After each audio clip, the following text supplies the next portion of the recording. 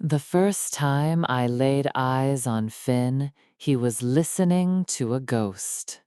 He was in the far corner of the Second Chance Emporium, a cavernous old shop that smelled of dust, mothballs, and forgotten time. I was there hiding from my own life, from the metronome that ticked relentlessly in my head, counting down the days to an audition that felt less like an opportunity and more like a verdict. He was kneeling before a scarred, hulking sea chest, the kind a pirate might have owned. But he wasn't inspecting the brass fittings or the dovetail joints. His eyes were closed, and his fingertips were tracing the gouges in the dark wood with a tenderness that was utterly arresting. He looked like he was reading Braille, deciphering a story only he could perceive. His hair was the color of autumn leaves, and a stray lock fell across his forehead as he leaned closer, his ear nearly pressed to the wood. I must have made a sound, a sigh, a shuffle of my feet, because his eyes snapped open. They were the color of warm whiskey, flecked with green. He wasn't embarrassed at being caught in his strange ritual. Instead, a slow, gentle smile lit his face. "Sorry," I said, feeling my cheeks flush.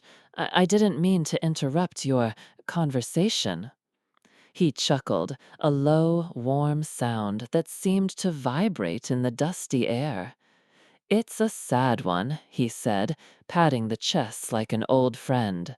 "A long voyage, a broken heart, and at least 3 winters in a damp cellar."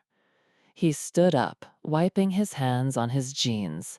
"I'm Finn." He glanced at the cello case slung over my shoulder. "You work with wood too, only you make it sing."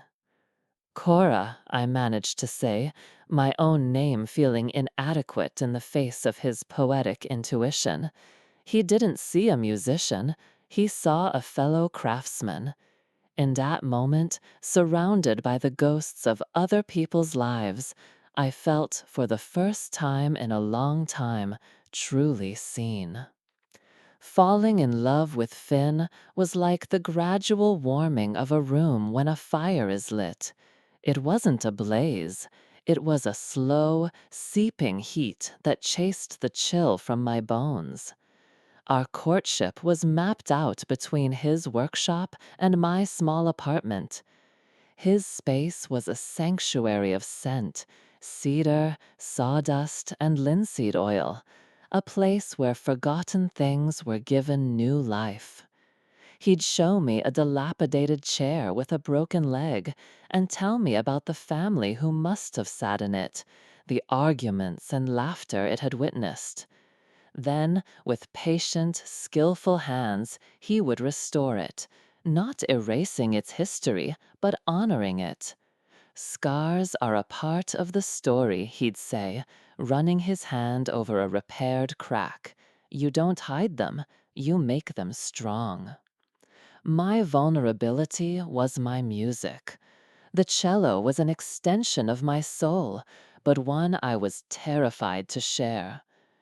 The looming audition for the National Symphony in Vienna was a knot of pure dread in my stomach.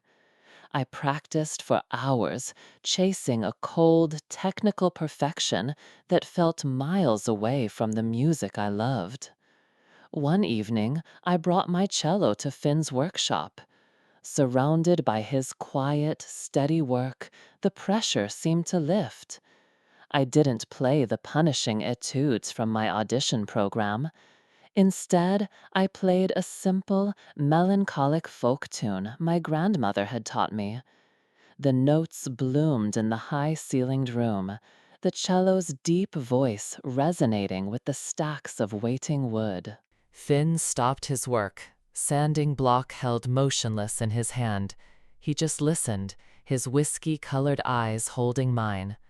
When I finished, the silence was more profound than any applause. "There you are," he whispered, his voice thick with emotion. "I was waiting to hear you." In his workshop, I confessed my crippling stage fright, the fear that my hands would shake, that I would be judged and found wanting. He, in turn, confessed his fear that his work was too small, too quiet in a world that only valued the new and the loud. We were both afraid of being misunderstood. In sharing those fears, we built a bridge between his tangible, silent art and my ephemeral, audible one. He was the strong, resonant body of the cello, and I was the music that came from it. The hurdle was not a single event, but the creeping shadow of the audition itself. As the date drew closer, Vienna became a word that hung in the air between us, heavy and unspoken. My world shrank to the 4 pages of sheet music I had to master.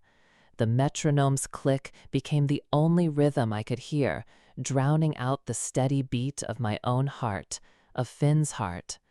He tried to reach me. He'd bring me tea, his hands smelling of pine. He'd sit quietly while I practiced, his presence a silent offering of support. But my fear warped my perception. I saw his quietness not as patience, but as a lack of understanding. I saw his gentle suggestions to take a break as a dismissal of my ambition. The story I told myself was that he couldn't possibly want me to succeed because success meant I would leave. The night before I was due to fly out, the tension finally snapped. I was frantic, playing the same passage over and over, my fingers fumbling. "Cora," Finn said gently, placing a hand on my shoulder, "breathe.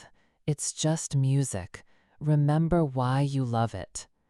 "Just music?" I whipped around, my voice sharp and brittle. "This is my entire life, Finn. This isn't some hobby I do in a dusty garage. You have no idea what this means." The words were out before I could stop them, ugly and unfair.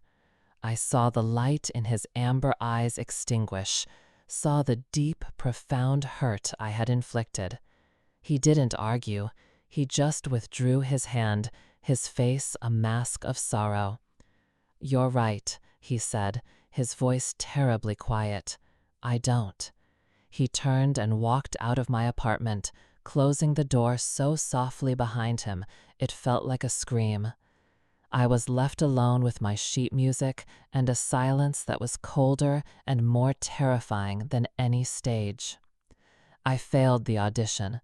My hands trembled, my bow skittered across the strings, and the music that came out was hollow, a soulless ghost of the notes on the page. But the emptiness I felt on the flight home had nothing to do with Vienna. It was the gaping, fin-shaped hole in my life. I had pushed away the one person who saw beyond the cellist and loved the woman holding the bow. I realized my fear wasn't about the judgment of an audience, but about a deeper, more profound fear of being unworthy. And I had projected that fear onto the kindest man I had ever known. When I landed, I went straight to his workshop, a desperate apology rehearsed on my lips.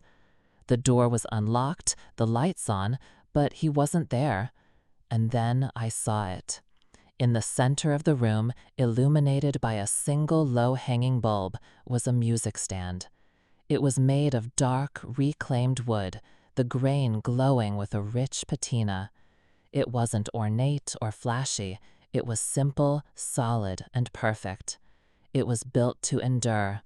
And there, carved with exquisite care into the wide wooden base, were the first few bars of the folk song I had played for him that first night.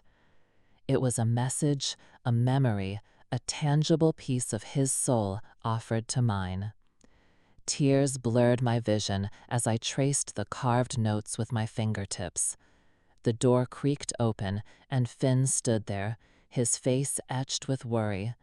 He saw me, and his expression softened. "I never thought it was just music, Cora," he said, his voice raw. "I know it's your heart. I just wanted you to have a safe place to put it." He walked toward me, his steps sure and steady. Whether that stage is in Vienna or in our living room, it doesn't matter, as long as it's you playing. I couldn't speak.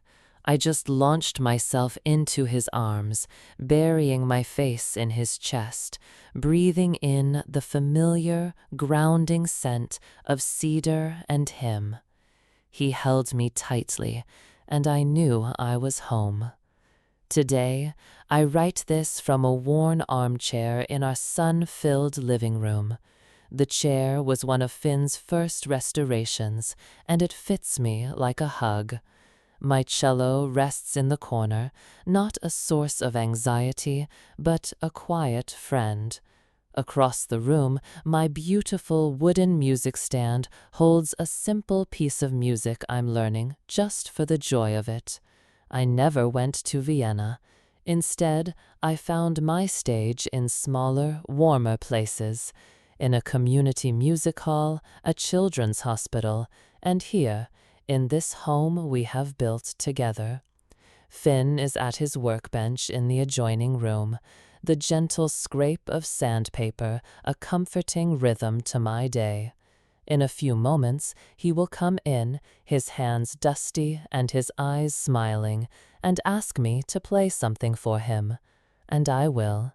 I will play with all the love and gratitude in my heart, filling our shared space with music that is no longer about perfection, but about connection. Our love story is not a symphony, it's a duet. It is the harmony between the resonant, enduring wood and the fleeting, beautiful notes. A love that is both a sturdy foundation and a song.